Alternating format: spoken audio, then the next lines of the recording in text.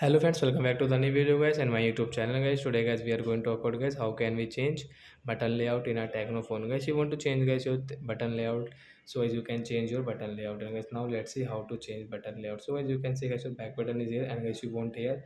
So how can you change guys this button layout style in your Tecno phone? In this video friends I will show you guys. So first of all guys open your phone setting to change your button layout. Then guys scroll it. So guys you can see this type of setting in your Tecno phone. So guys click on your phone system setting guys, tap here and guys click on guys your navigation setting. So guys click on guys this more setting option and guys you can see your guys choose layout. Which one guys you like guys you can change from here. So as you can see back button is here, we want here, so you can change from here. So we will change into this button and as you can see your back button is right side guys. So guys you can back from this right side, you can close that from left side.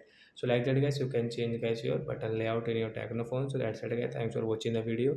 We will meet on next video with new topic. Before going please go and like the video. Bye bye friends.